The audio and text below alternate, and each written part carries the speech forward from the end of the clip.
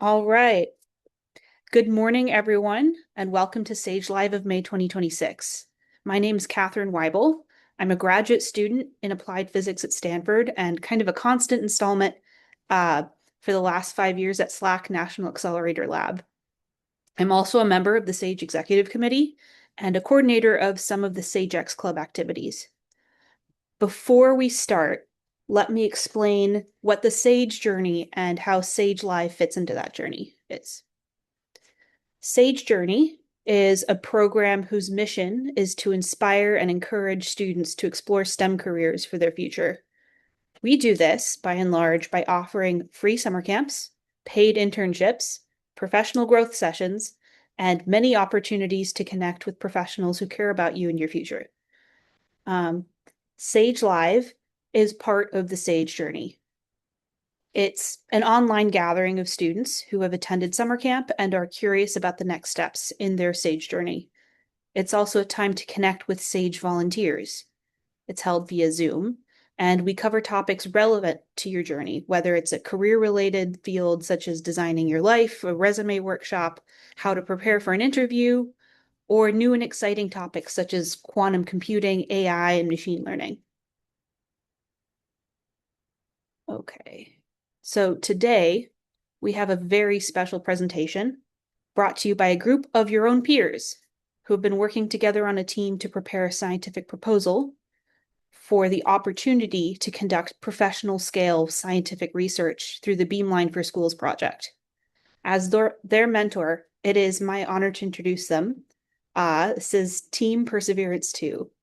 I am going to share my screen.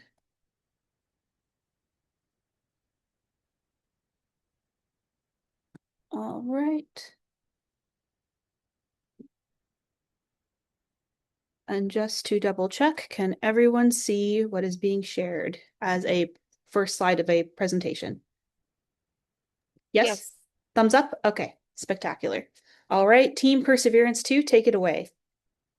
Hi everyone, we're Perseverance 2 and we will be presenting about our beamline.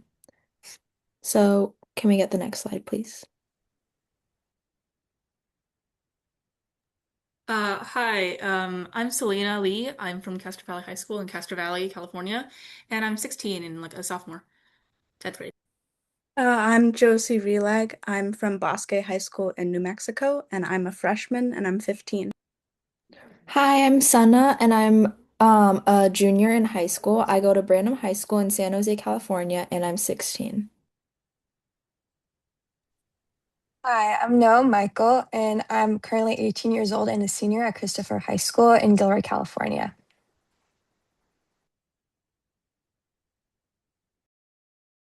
And then today we don't have them here with us, but they also participated in the project with us. We have Anessa, who is a junior at College Park High School and is 16. Valeria, who goes to Branham High School in San Jose, California, who's 16 and a junior. And then Ananya, is a current junior at Lee in San Jose High School or in San Jose, California as well. So, a bit of background about what is Beamline for Schools. So, this is an international competition where high school students come together, they form teams, and they have mentors, and they basically design an experiment for a beamline in one of the sponsored facilities. So, all of those facilities you can see on the right are in Europe. So there's CERN, which is the blue, there's DESI, which is the purple, and then there's ELSA, which is green. ELSA and DESI are both in Germany, and then CERN is on the French and Switzerland border. So you basically make a proposal that uses a beamline, which is basically a particle accelerator, which accelerates particles. But it's just a straight section of that.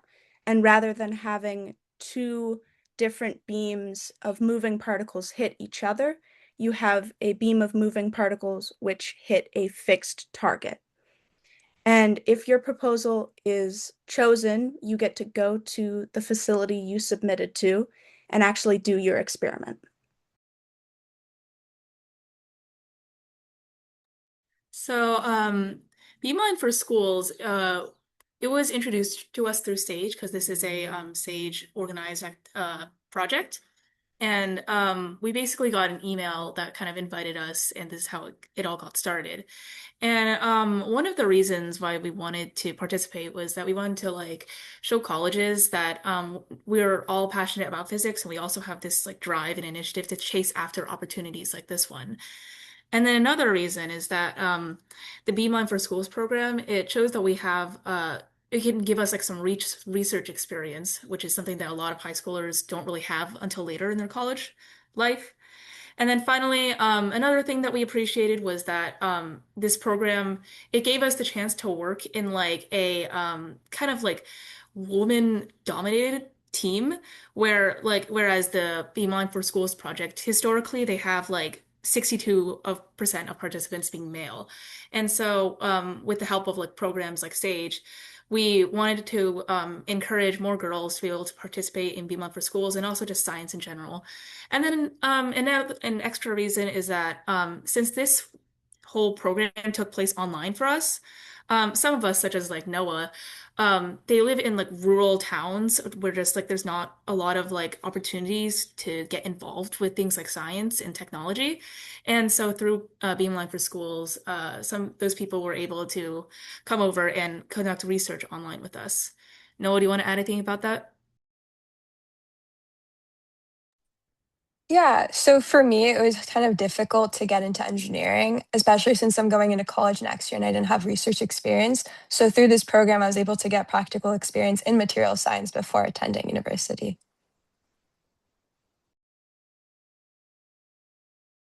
Could we go back one slide to our introductions?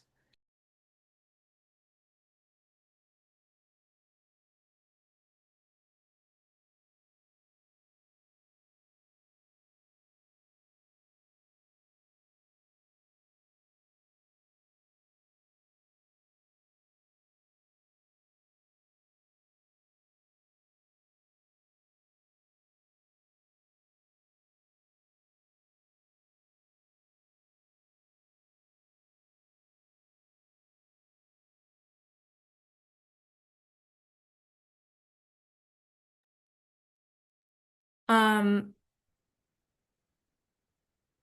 so wait, like Josie, we're covering this slide, right? Yeah. Okay. Oh, this is Um, just individual motivations. Okay, yeah, you said something about like introduction. Um, so my personal motivation for joining this project was that I wanted to gain some research experience and also experience with working in a team, because that's something that I really enjoy personally. I joined this team because I wanted to learn how to design an experiment because I want to be a scientist, but I find one of the big daunting things about it is that they just have to make an experiment. So this gave me some experience with that. For me, I wanted to gain research experience as well before I went off to university, and I thought this was a really useful way to do so because we literally got mentors who do this every day in their lives. So we were able to learn from them. And then also, I just wanted to genuinely explore more science topics because um, I just am interested in it.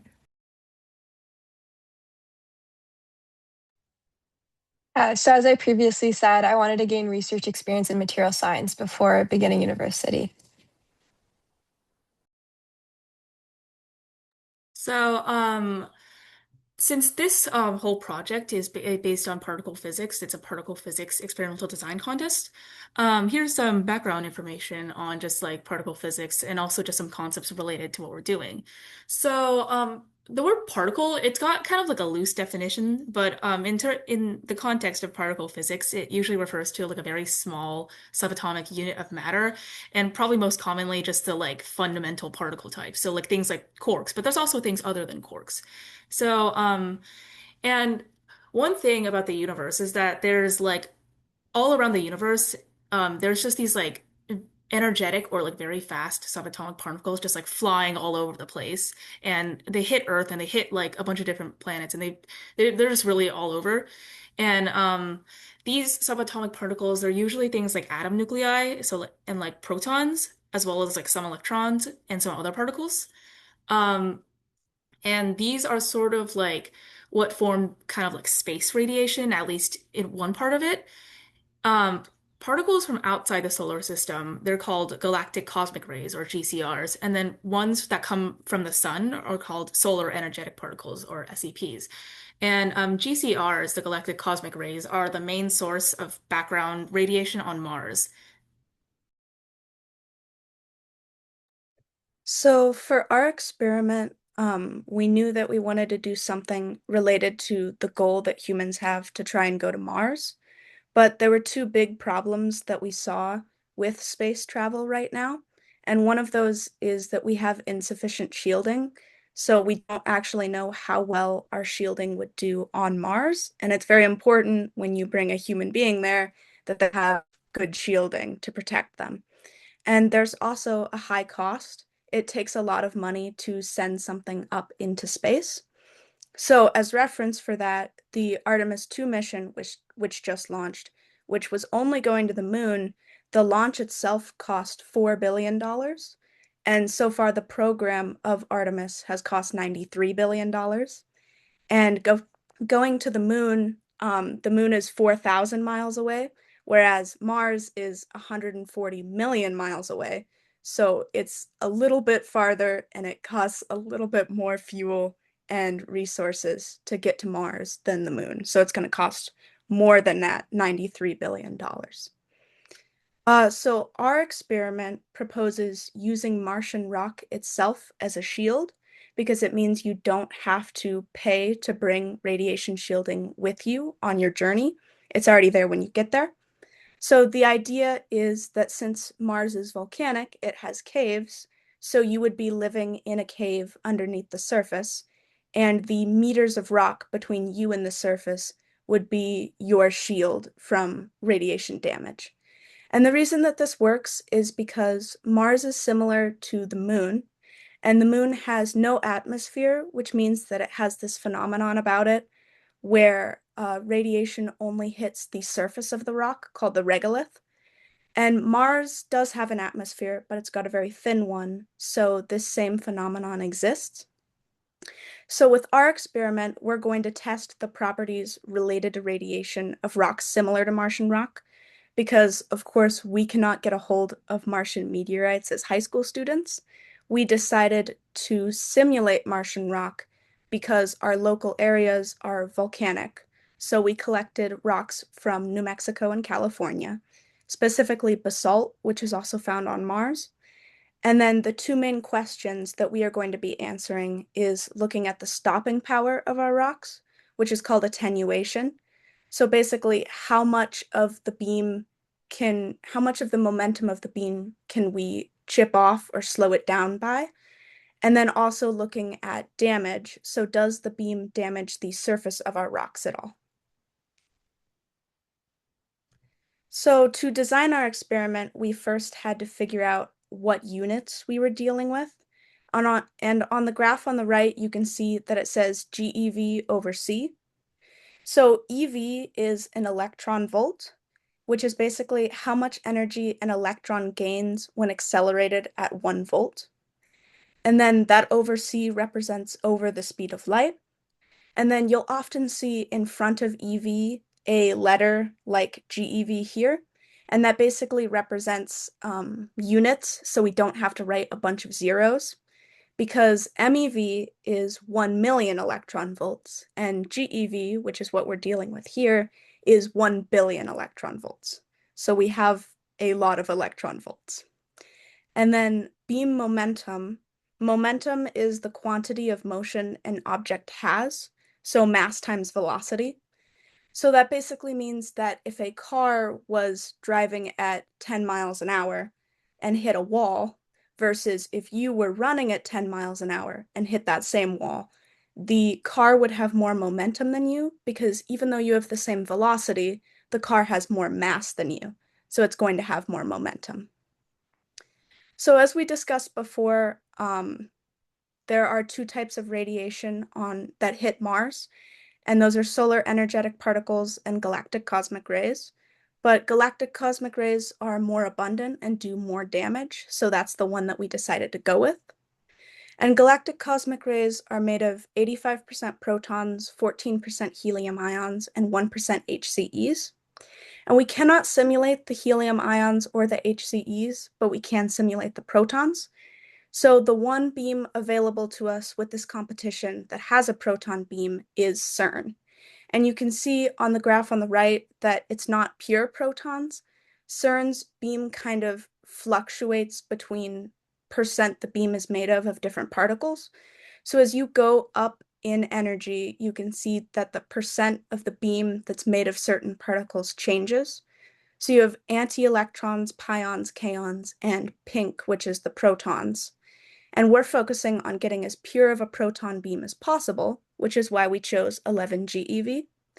The reason that we didn't go higher, though, is because we wanted to remain our experiment being feasible, and higher energies are harder to do. And also, 11 GeV is about the border of the fastest galactic cosmic ray that would hit Mars. And then for our stopping power study, we had to figure out of our fake Martian rock what the approximate attenuation would be. So attenuation is how much we're going to slow down the original beam by. And by averaging attenuations from silicone, magnesium, and iron, which is mostly what basalt is made of, we got 5.61 MeV per centimeter stopped. So that means that every single centimeter of material that we have, we are chipping off 5.61 MeV from the original beam of 11 GeV. And it's important to note that there are 1,000 MeV in 1 GeV. So we're not slowing this down by that much. And then we have these things called scintillators, which are able to detect how fast the beam is moving, because when a particle goes through a scintillator, it creates photons, and those photons are proportional to how fast it was going. But a scintillator, two scintillators cannot detect the difference between one photon. They have to have a certain amount that they can register that there's a difference. So we assumed an efficiency of 5%. So that means that they can detect a difference of 5%. And that would mean that we need to slow the beam by 550 MeV, which would mean we need about 100 centimeters of material, which the beamline space that you're given to work with is a couple feet by a couple feet. And you can see that we have other stuff in there besides the sample. So we knew that that was not going to be very realistic. We also didn't have 100 centimeters of material. So our solution to this was a lead brick, because lead has an extremely efficient attenuation at 15.88 MeV per centimeter. And that means that we would need 34 centimeters of lead to slow the beam down to a detectable amount, which means that we could detect the difference between scintillator 1 and 2. And then we would have the sample after that. And since we've already slowed it down to a detectable amount, you'd be able to detect the difference between scintillator 1 and 3 as well. And with some simple subtraction, you can isolate just how much the sample attenuated. Okay, and so the next part of the experiment is the radiation damage study. And so the concept around this radiation damage study is like relatively simple if you kind of just like think about the essence, I guess. So we have something called SEM, the scanning electron microscope. Some of you might have heard of it. It's basically just a very high precision, more of like it lets you zoom in a lot because instead of using visible light, it uses electrons in order to see, quote. And so basically what we did was we used the scanning electron microscope over at SLAC, the accelerator laboratory, to basically just zoom in on the surface of some of our rock samples. And then our plan is to we do that, and then we take them over to CERN, and then we put them in the beamline for a certain amount of time just to like correspond to a certain number of years on Mars, which we calculated. And then after that, we will take them back over to Slack and just image them again. So it's like this sort of experiment where you just like analyze a sample, you do stuff to it, and then you analyze it after. It's called XC2. And from the images, you can see how one of our SEM images on the left is the sample, just like the macro image, just like if you were to hold it in your hand, that's what you would see. And then on the right is part of the surface, and you can see how far it gets in there. And then you can also see just an image of the SEM microscope. I'm fairly certain that's the exact microscope that we used, or at least a very similar one. And then probably the most difficult part of doing this experiment was estimating exactly how long we would need to put the samples in the beam in order to simulate a certain length of time on Mars. And the way that we calculated this was that we compared the amount of energy that hit Mars per area per time to the conditions in the beam. And then the way that we got the data for this was that we compared the particle flux spectra on Mars, which is basically like fancy talk for just like the range of kinetic energies of particles that hit Mars. And we compared that to some of the information that we already got from about the beam because like they provide some of that things like the composition, so what kinds of particles are being put out by the beam, and like the momentum, so like the energy. And by comparing those two quantities, we were able to like kind of like equate how much time you would need in the beam to how much time you would need on Mars. And that sort of came out to one spill should be around 3.6 years. And so a spill in the beamline, like it like produces particles, right? So, but it's not an actually like a steady flow of particles. What it does is that it like kind of like dumps out particles in something called a spill, where it's like it just like dumps a bunch of particles out, and then after another 25 seconds of nothing, it'll dump another bunch of particles out. And so that was the unit that we sort of used to figure out how many years would equate to like this certain amount of time in the beam. And it's not a very precise estimate, but the main point is that we needed to prove that the experiment was feasible because in the competition, you only have a certain window of time where you can use the beam. It's not unlimited. And so the main goal of a proposal isn't to necessarily like plan out everything, all the experiment details immediately. It's to prove that your experiment has potential and it's feasible. And so, with the one spill 3.6 years thing, that was like a time scale that was like definitely doable for the competition. So that was kind of like our main goal of it.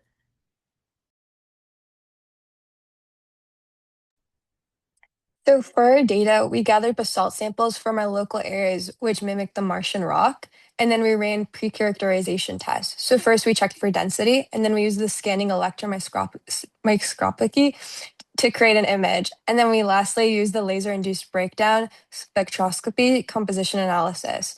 So the SEM uses electrons to bounce off the surface to take images, sort of like how optical microscopes bounce light off your eyes. It is useful when comparing structural surface damage after radiation exposure. And then the LIBS fries little spots on the surface of the rock, and in the process is able to identify the elemental and mineral composition. So the images show the elemental composition with the scanning electron microscopy test.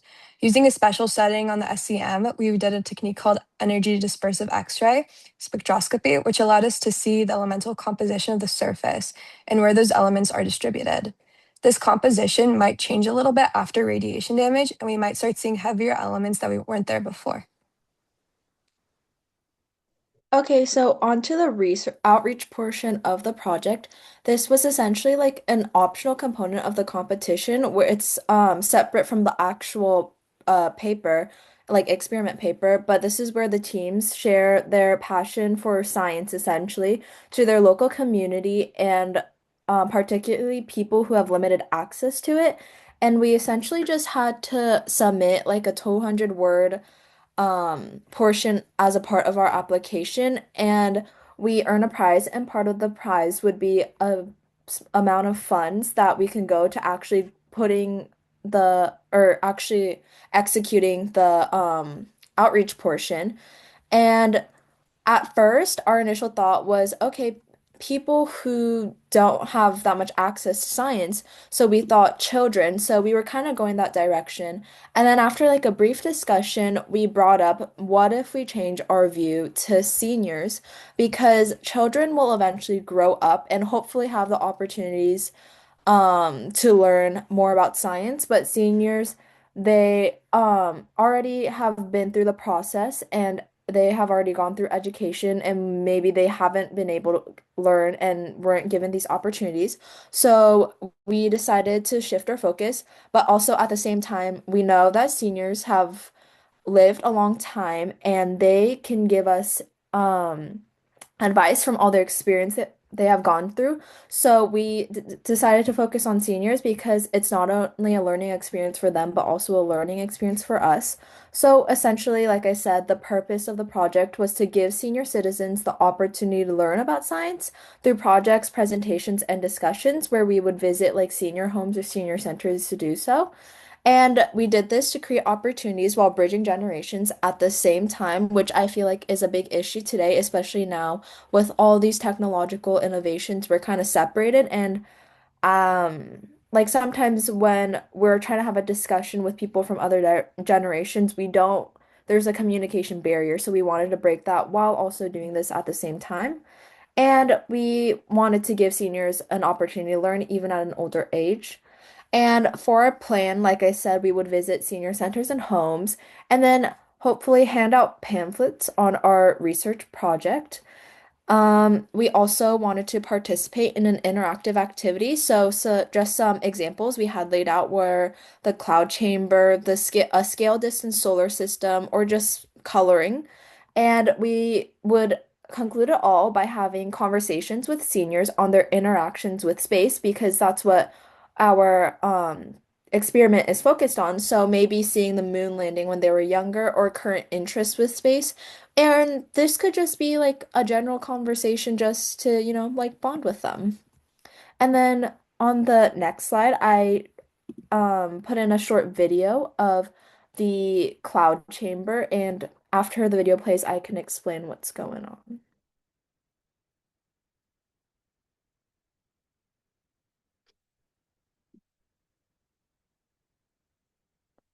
Okay, so over here we're seeing these things like flying around, and these are actually particles. So we chose to do this project because on Mars there's radiation, which are high energy particles flying through space. And with the particle beam that we hopefully want to do our experiment on, it's the same idea but in a more controlled environment. And in the cloud chamber that we're seeing right now, you're actually seeing those particles pass through that we are hoping to study. And this cloud chamber essentially lets you visualize particle physics, which is what our experiment is revolved around. So when a charged particle passes through, it leaves a visible trail that can be seen through the cloud chamber.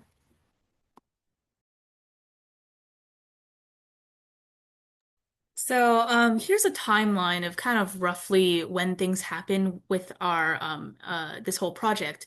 It took place over the course of around 5 months, so it was kind of long term. First, we had our in-person kickoff event. So that was organized by SAGE. They sent us it out. They sent everyone an email, basically inviting us over to Stanford, or if they were from out of state, to join online. And there we got the briefings of kind of like what this whole project was and what kind of what particle physics is, like sort of an intro. And then we also made our teams there. Um, but after that, the first meeting for our team was around a month later on December 7th. And this was because this whole project is student-led, student at like so after the kickoff, it was mostly just like, you guys do your own thing. We'll follow along with your lead. That was from the mentor's perspective. So there wasn't anyone giving us deadlines, telling us what to do. And so it was really up to us to organize everything ourselves. And so it took a little while for us to kind of like, I'd say like get that started. But in December, we finally managed to like schedule a whole meeting together.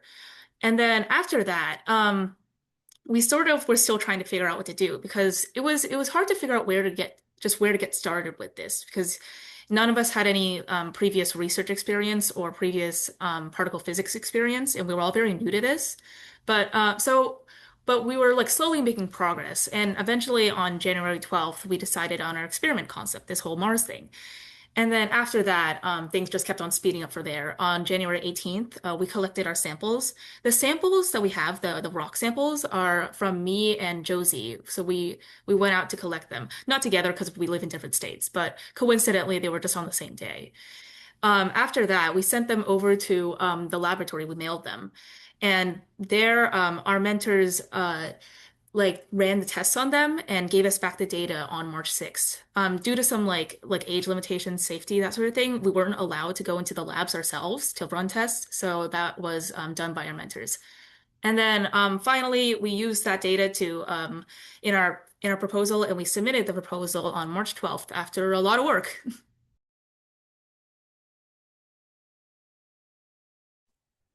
So next is we're going to be going over team development and organization. So this project, a huge part of it was the communication and how we all spoke to each other and how we could organize this project in terms of all of our busy schedules. So at the beginning of the project, we had a lot of people dropping out and joining in later. This was kind of difficult because there was a lot of inconsistencies on who would be doing this, who could actually stay committed. And in the end, we have this group here.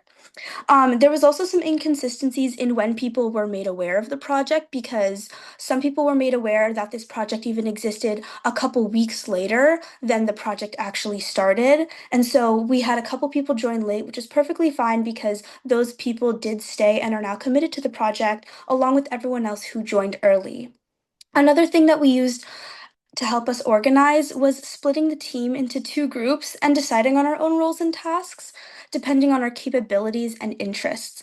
So we split the team into two groups to define roles and have each aspect of the project more specialized to a person's role rather than scattering each task to random people. This way, we could have two separate goals all leading up to our one overall bigger goal. And we didn't have to worry about people forgetting what they were supposed to be doing or not sure if they're doing this or that.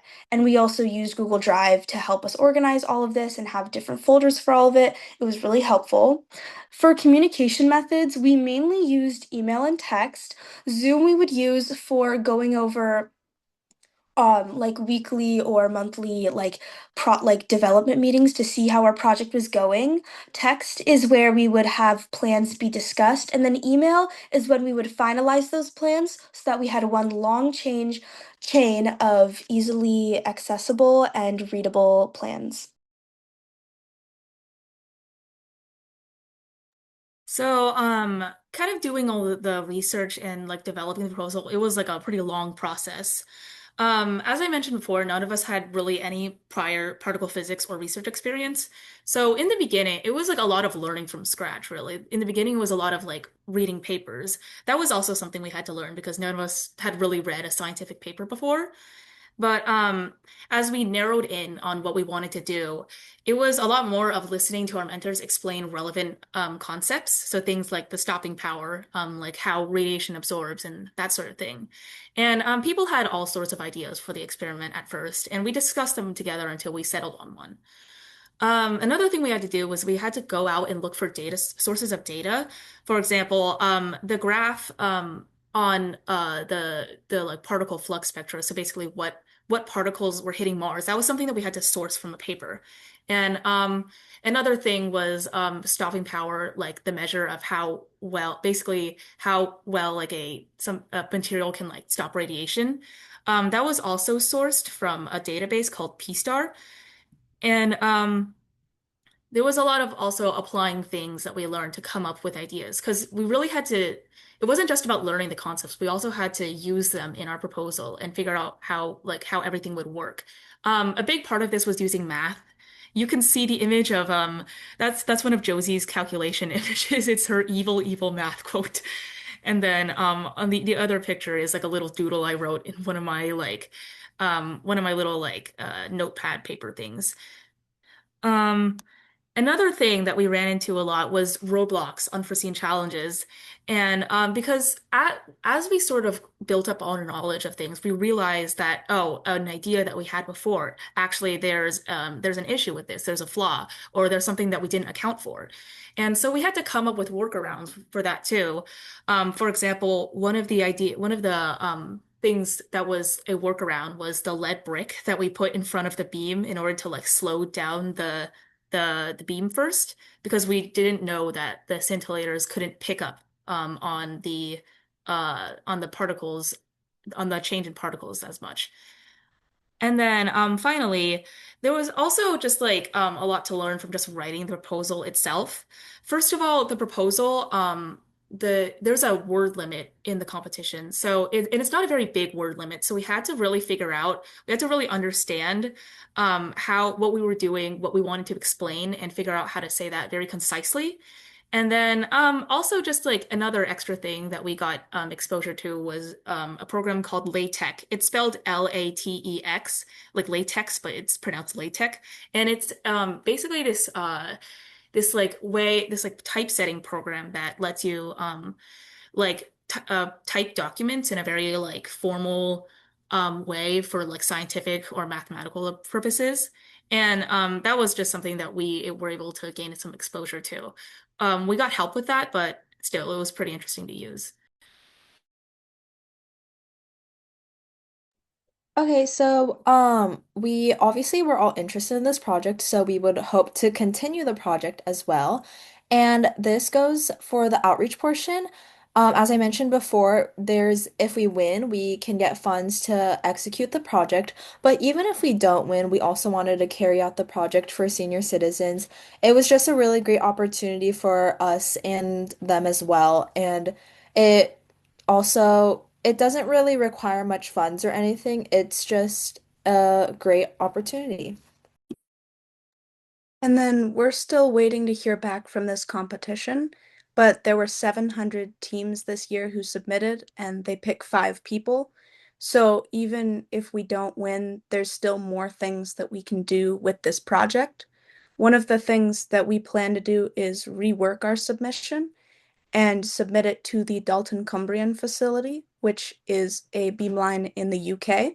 And they have a proton beamline that we would basically take our proposal we have now and change it a little bit to fit their beamline better and then submit it to them. And if they were to pick ours, because they take submissions from the public, we would go to the UK and get to do our experiment.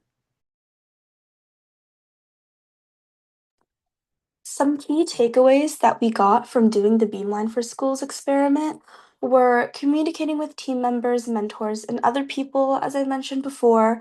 One of the things that we all learned and took away from this project was definitely how to communicate with our fellow team members and other people who we needed information from. Another takeaway that we definitely got from this project was taking the initiative to forward a project. We pushed ourselves out of our comfort zones for this to take on tasks that would advance this project efficiently and effectively. Our project is student led, plus the advice and guidance our mentors gave us, and starting a project from nothing to eventually creating an entire proposal is something that took collaboration and initiative from all our team members. And one of the other things that I think is so valuable about this project is that we gained real life research skills and experience. This is something that you can't get in a classroom or a school, and it's really helpful when setting us up for college to not just to put on applications, but for internships and even for jobs after graduation. One of the things that employers are looking for when hiring is people who have real life experience rather than just a degree. And a project like this, doing it in high school, is especially helpful when starting our career early. And finally, not being afraid to jump into new things. Learning something new can be really hard, especially when it's something that you're not really given much instruction for. You really have to figure it out yourself is really difficult. But a project like this, with help from everyone and all of our teammates, was so helpful, and it really just showed us all that doing new things gets easier each time, and it's worth it every single time you do try something.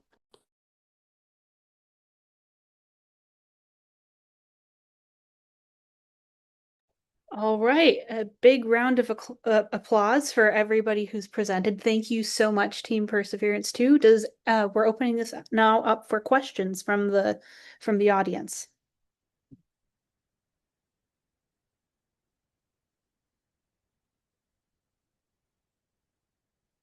All right.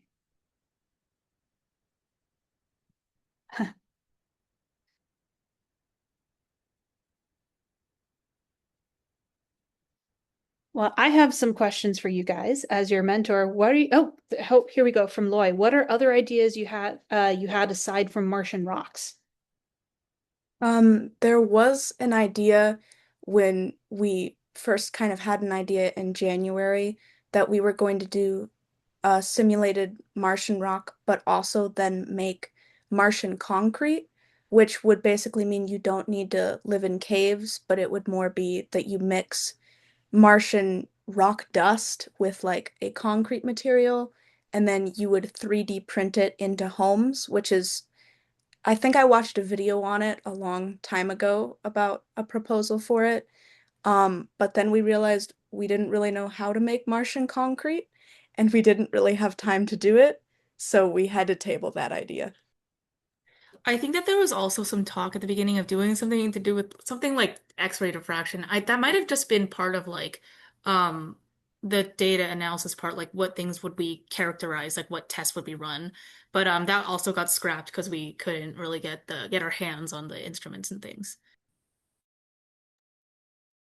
Has this project uh, influenced what you're interested in studying now or for college or beyond?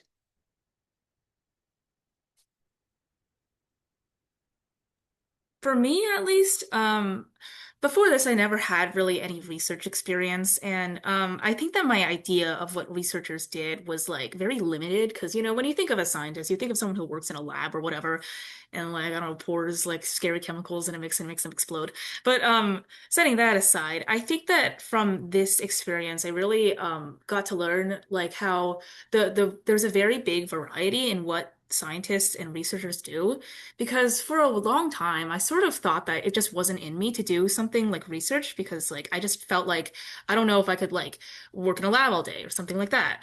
But this really expanded my horizons and now I'm sort of considering like maybe something in like more on the technical side of science could also be something for me. Bouncing off of what Selena said, I really agree with her. And I also think that doing a research project like this, because I've always been interested in physics and research and all that, but really doing a project where you get to actually do the research rather than just reading or hearing about it kind of confirmed for me that this is what I want to do.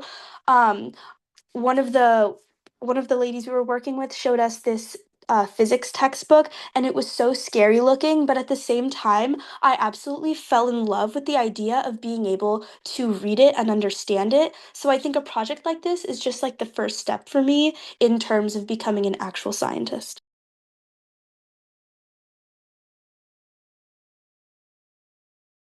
I can add on to that as well. I think like this project just went to show that there's so like we did one portion essentially. We just designed an experiment and we put this much effort and we put it took this long to do this. So I think it really showed like the realities or at least a portion of the realities that goes into research beyond high school and like in university and as a career. But I mean, I had a lot of fun and it was definitely an interesting experience, nothing like I've ever experienced before. So, yeah.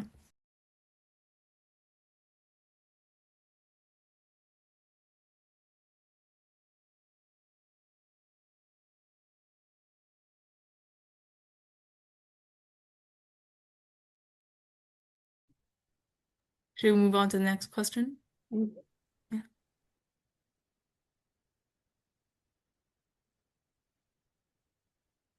All right, nothing more from the chat. So then here's a question for you guys. What would be the dream sample you would want to study in this situation? Oh, If Mars aside, just what would be this, what would you want to study in terms of stopping power, in terms of characterization, etc.? hold on. I think that there was a question. It says, has this experience triggered other research ideas slash questions that you Oh, there it is. Okay, Yeah. go for it. I don't. Oh, you go ahead, Sana, and then I'll Oh, go. thank you. Okay.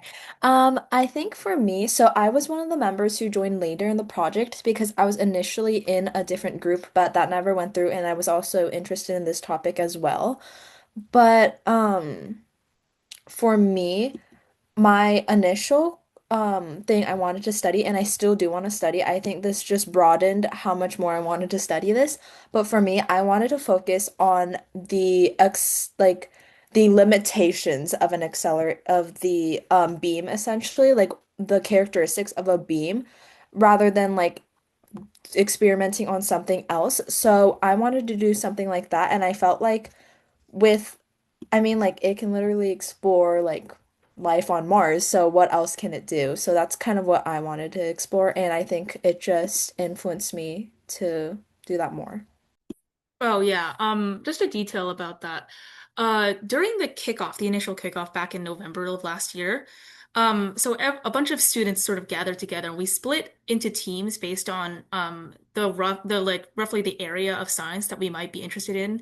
One of the teams was had to do with like the beamline itself, so like more like pure particle physics-ish.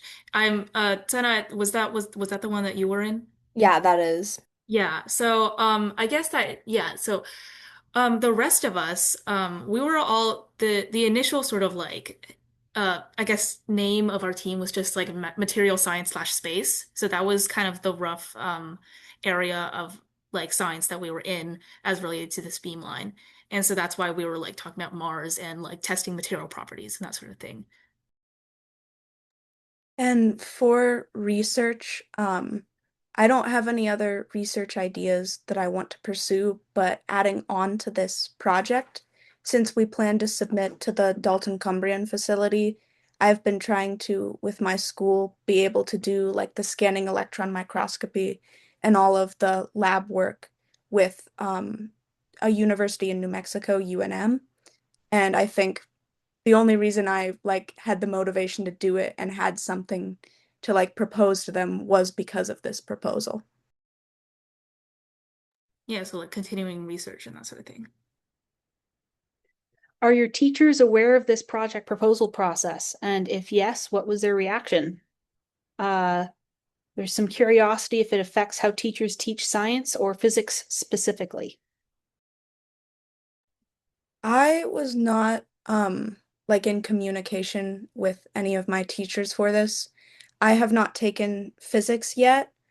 I was in biology this year, but I did do a presentation to my high school, and there was this one teacher who used to be the physics teacher who came up to me, and I had taken a class with him specifically looking at rocks in New Mexico, in middle school, and he came up to me and said, "Can you please present this to that middle school class?" Because that is what had inspired this work, and that's where my previous knowledge of like where basalt is in New Mexico came from. Oh yeah, you were like really like the geology person on this thing. For me, my teachers at school weren't very involved. I don't think that I really informed them about it. That's just on my side.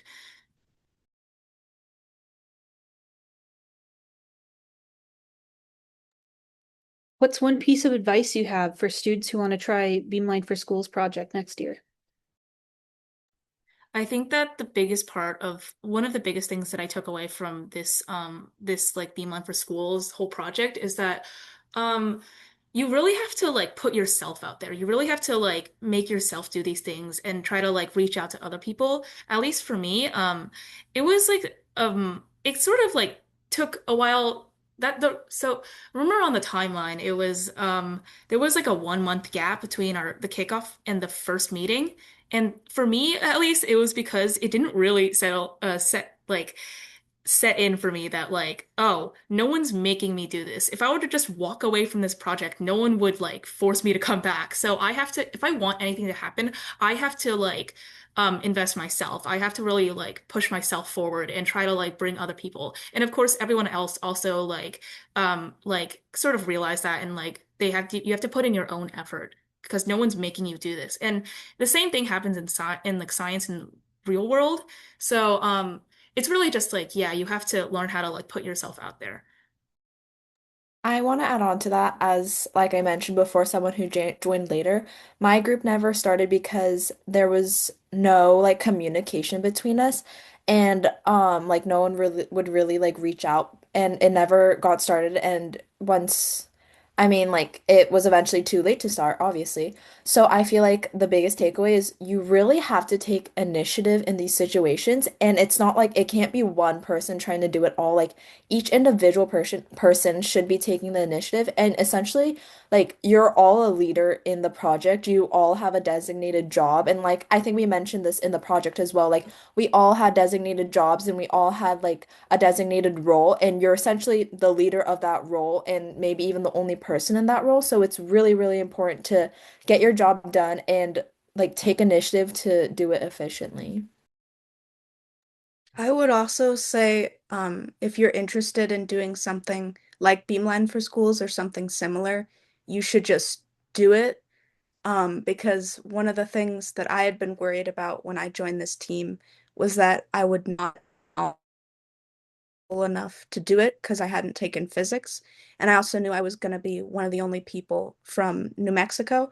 And I was, but I think that it was a really good opportunity, and I'm really glad that I did it.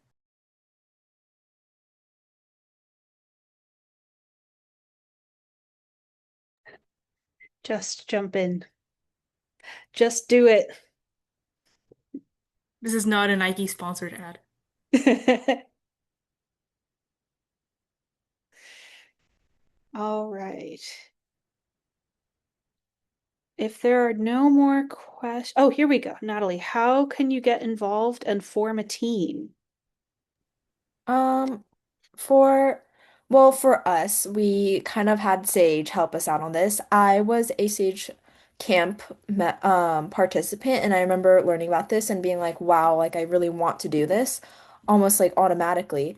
And we kind of had Sage put together a group and stuff.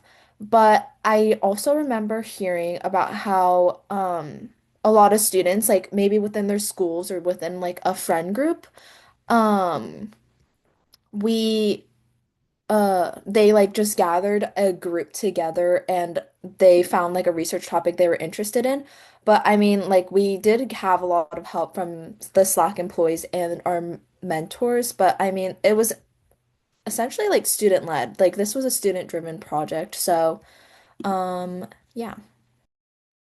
I have Yeah, an answer to this one a little bit as well as the mentor and as the person who helped set up the November kickoff. The Beamline for Schools project, as per the rules for CERN, has to be a student-led event. So something you can do is form a team amongst your friends, amongst fellow SAGE members as well, and reach out to us to ask for mentorship. That is also another way you can do so. Yes, there is the yeah, link in you the can just, chat for the Beamline for Schools project. you, Uh, yeah, they I they remember one. publish the rules in typically in December or late December, early January. So, which tends to be give you like a 3 month window. So I would personally recommend getting started as soon as you can. Yeah, sorry. I just remember like we looked at previous year's winning proposals. A lot of them were just from like schools, like physics clubs or like clubs or just like just groups of people at the same school or just groups of friends, really. It's like no one is saying that you have to be in like this sort of like SAGE program in order to join. Of course, that's like a very good like springboard, I want to say, but it's also just like it's this competition is just open to all high schoolers, high school teams. How did y'all manage to work on this while having a busy schedule? And part two of that question, what recommendations can you give us for STEAM programs during the summer? For the first part, it was really difficult to work on it all together, and I think a lot of it, like we would try to meet once a week, but sometimes it would end up being every 2 weeks. So it meant that a lot of people couldn't come to those Zoom meetings, and you would just have to catch up in your free time on your own and just try to do as much as you could on your own. But then during that designated Zoom time, bring as many questions as you could so then we could answer them. And then keep working on the proposal until you had more questions that then for the next Zoom meeting you would have answers to. I also think the characteristics we mentioned before about starting the project goes for all throughout the project, like not just the beginning. So, yeah.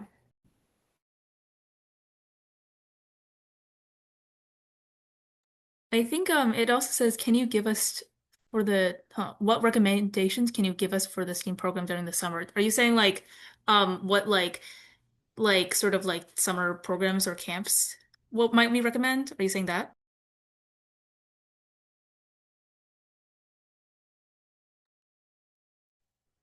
Some clarification on the second part of the question.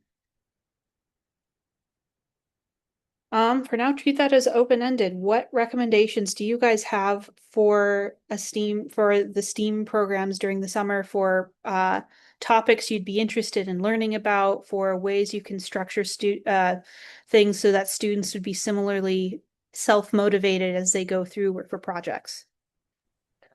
For me, a big reason why I wanted to do this project was at the Sage Camp. We did a project where we got to build our own accelerator, essentially, like our own mini accelerator. I think through that process, I talked to a lot of the employees that worked closely with the accelerator, and I learned so much about it, was so interested in it, which is why I kind of wanted to do my presentation about it. So I think like for STEAM programs, it's really important that they actually give like experience and activities where you can talk to people who professionally work in it, but also you get to experience it for yourself because it really it like it piques a lot of interest, and I wasn't sure what an accelerator was before it, but now like I love it. So Some clarification on the question came through. I mean, during the summer, what should I do to talk to professors or people in the campus, professionals? Um, I'm not sure how much I can answer that question, but at least from my perspective, one sort of like a little bonus I got from taking part in this program is that I really got connected to people in STEM and people who like were helping us out. Like so our primary mentors are Sarah and Catherine here, but we also had a lot of other people help out. For example, there's another Sarah, Sarah Geyser, who specializes in particle physics. She's the person who provided us with this like textbook and also like checked over some of our work. And so through this project, it's like people sometimes tell you, oh, you should try to make connections or make connections with people, but um, and I knew that already prior to joining, but it took me like when I joined this project, I really realized that like making connections isn't just about like, I don't know, meeting people for your own gain. It's also like when you actually have like a connection with people is that you actually get to know them and you're like basically like friends with them. And you really get to work with them a lot. And so just like getting back to the point, a little bonus I got out of this is that for me, I might get like a sort of like internship opportunity with through some people that I met here um over at like the Stanford Nano Labs. I'm still working on it. We're all still working on it, but pretty exciting, yeah. I would also say there are the obvious things of like making connections and trying to do internships and camps. But also when you're kind of in between things, or maybe you didn't get accepted to something, I would just say try to learn as much random stuff as you can. I find it sometimes hard to like sit down on Khan Academy and be like, I'm gonna learn this math course because I just get bored with it. But I do like just learning random things where there's not a specific path or like one thing I have to learn before the next. What I like to do is sometimes buy or check out books from the library that are related to what I'm interested in, like on physics or space. And then if there's a concept that I find interesting, I try to learn it from that book or whatever media I'm consuming it from. But I also try to learn it in a different form as well. Like I will usually take a concept that I learn in a book and then look up a YouTube video about it so that I can get two different people explaining it to me and also just understand concepts better. All right, and last question before we wrap up. How many hours per week did you guys put into this project individually? You showed the timeline, but wanted to ask the number of hours roughly on average. I feel like in the beginning, for me, it was more like 2 or 3 because we were meeting for maybe half an hour and then you would read a couple papers. But then when we started to get like a month out from the proposal needing to be due, it was probably more like 7 or more than that.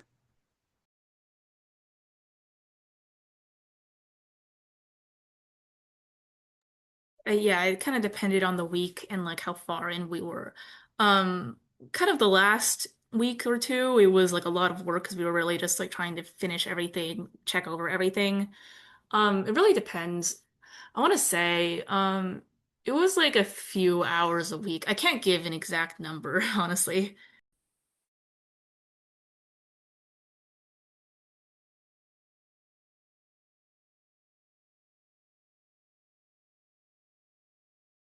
All right, and with that, I want to thank everybody for coming and well done, presenters.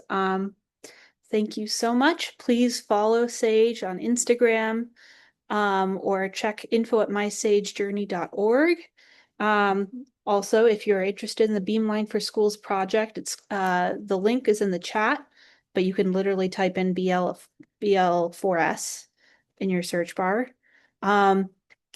And we look forward to hearing the outcome of this project in July when Beamline for Schools uh, posts its decisions on who goes through. And following that, I look forward to seeing how the next round of proposals go, especially at the Dalton Cumbria facility. All right. Thank you. Thank you.